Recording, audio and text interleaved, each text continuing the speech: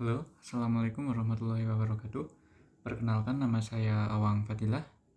Saya berasal dari jurusan Ilmu Komunikasi dengan NIM 0532066609. Di sini saya akan menjelaskan dan menjawab tugas tentang term dalam logika serta menjelaskan tentang sesat berpikir atau logical fallacy, lengkap dengan contohnya dan cara menghindarinya. Dalam logika, term adalah bagian dari proposisi yang menjadi subjek atau predikat. Term dapat dibedakan menjadi beberapa jenis, dan saya akan menjelaskan 3 macam term yang sering kita temui dalam kehidupan sehari-hari. Untuk yang pertama adalah term umum atau general term. Term ini mencakup banyak objek, contohnya adalah mahasiswa. Kata ini bisa merujuk pada siapa saja yang sedang kuliah di perguruan tinggi. 2. Ada term khusus atau specific term. Term ini menunjuk pada sebagian dari kelompok umum tadi. Contohnya adalah mahasiswa Fakultas Hukum atau mahasiswa semester 6. Yang ketiga ada term individual atau individual term. Ini adalah term yang merujuk pada satu objek atau satu individu tertentu, misalnya Rani atau Bayu. Selanjutnya ada logical fallacy. Jadi logical fallacy atau sesat berpikir adalah kesalahan dalam berpikir atau bernalar yang menyebabkan suatu argumen menjadi tidak valid atau menyesatkan. Fallacy seringkali terdengar logis di permukaan, namun jika ditelusuri lebih dalam, argumen tersebut tidak memiliki dasar yang kuat atau menyimpang dari logika. Ada beberapa jenis-jenis dari logical fallacy. Ini adalah beberapa contoh dan penjelasannya.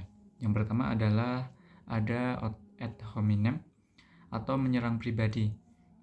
Untuk definisi dari ad hominem ini adalah fallacy ini terjadi ketika seseorang menyerang karakter pribadi dari lawan bicaranya, bukan membahas isi argumen yang disampaikan.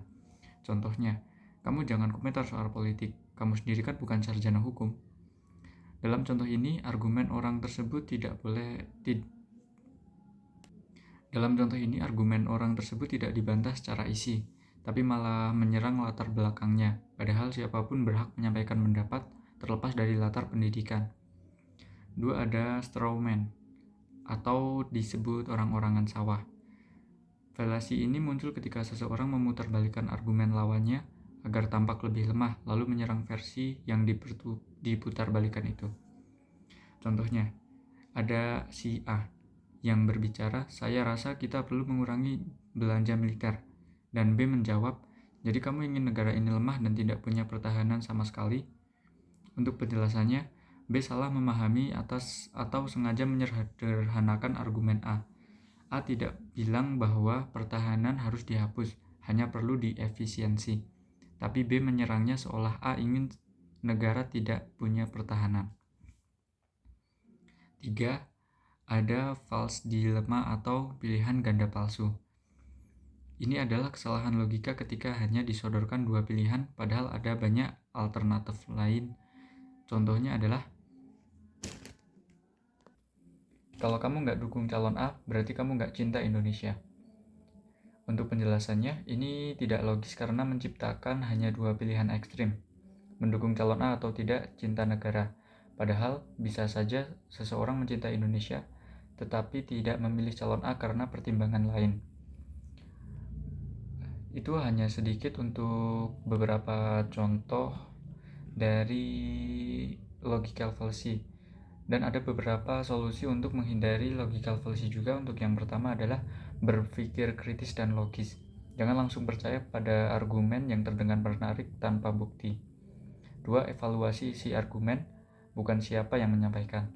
3. Pahami jenis-jenis fallacy agar bisa mengidentifikasi dan menghindarinya. 4. Ajukan pertanyaan seperti apa buktinya dan apakah argumen ini adalah argumen yang sah. Sekian yang bisa saya sampaikan, mohon koreksi dan bimbingannya jika ada kesalahan. Terima kasih. Wassalamualaikum warahmatullahi wabarakatuh.